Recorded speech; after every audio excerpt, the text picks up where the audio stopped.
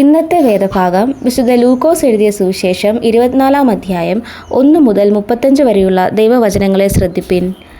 അവർ ഒരുക്കിയ സുഗന്ധവർഗ്ഗമെടുത്ത് ആഴ്ചവട്ടത്തിൻ്റെ 1-ാം ദിവസം അധികാലത്ത് കല്ലറയ്ക്കലെത്തി. കല്ലറയിൽ നിന്ന് കല്ല് ഉരുട്ടിക്കളഞ്ഞതായി കണ്ടു. അകത്തു കടന്നാറെ കർത്താവായ യേശുവിൻ്റെ ശരീരം കണ്ടില്ല. അതിനെക്കുറിച്ച് അവർ ചഞ്ചലിച്ചിരിക്കുമ്പോൾ മിന്നുന്ന വസ്ത്രം ധരിച്ച 2 പുരുഷന്മാർ അരികെ നിൽക്കുന്നത് കണ്ടു. ഭയപ്പെട്ട് മുഖം കുനിച്ചു നിൽക്കുമ്പോൾ അവർ അവരോട്, നിങ്ങൾ ജീവനുള്ളവനെ മരിച്ചവരുടെ ഇടയിൽ അന്വേഷിക്കുന്നതെന്ത്? അവൻ ഇവിടെ ഇല്ല, ഉയർത്തെഴുന്നേറ്റിരിക്കുന്നു.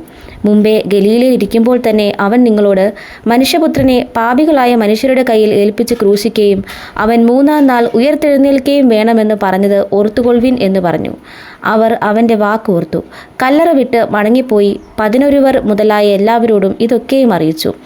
അവർ ആരെന്നാൽ മഗ്ദലക്കാരത്തി മറിയ, യോഹന്ന, യാക്കോബിൻ്റെ അമ്മ മറിയ എന്നവർ തന്നെ. അവരോട് കൂടിയുള്ള മറ്റ് സ്ത്രീകളും അത് അപ്പോസ്തലന്മാരോട് പറഞ്ഞു. ഈ വാക്ക് അവർക്ക് വെറും കഥ പോലെ തോന്നി. അവരെ വിശ്വസിച്ചില്ല. എന്നാൽ പത്രോസ് എഴുന്നേറ്റ് കല്ലറയ്ക്കൽ ഓടിച്ചെന്ന് കുനിഞ്ഞു നോക്കി. തുണി മാത്രം കണ്ട് സംഭവിച്ചതെന്തെന്ന് ആശ്ചര്യപ്പെട്ട് മടങ്ങിപ്പോന്നു. അന്ന് തന്നെ അവരിൽ 2 പേർ യെരുശലേമിൽ നിന്ന് 7 നാഴിക ദൂരമുള്ള എമ്മവുസ് എന്ന ഗ്രാമത്തിലേക്ക് പോകയിൽ ഈ സംഭവിച്ചതിനെക്കുറിച്ചൊക്കെയും തമ്മിൽ സംസാരിച്ചു കൊണ്ടിരുന്നു. സംസാരിച്ചും തർക്കിച്ചും കൊണ്ടിരിക്കുമ്പോൾ യേശുദാനും അടുത്തു ചെന്ന് അവരോട് ചേർന്ന് നടന്നു. അവനെ അറിയാതെ വണ്ണം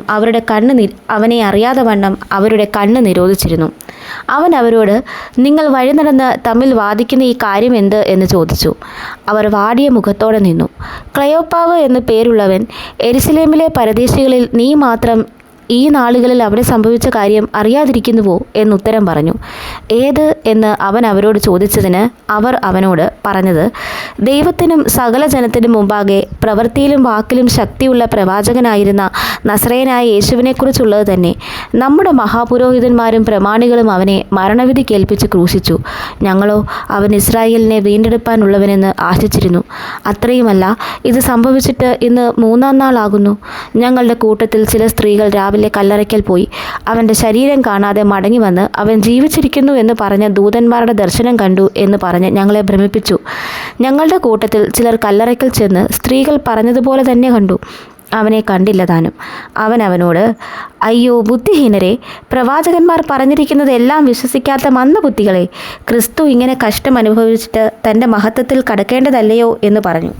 മോശ തുടങ്ങി സകല പ്രവാചകന്മാരിൽ നിന്നും എല്ലാ തിരുവെഴുത്തുകളിലും തന്നെക്കുറിച്ചുള്ളത് അവർക്ക് വ്യാഖ്യാനിച്ചു കൊടുത്തു.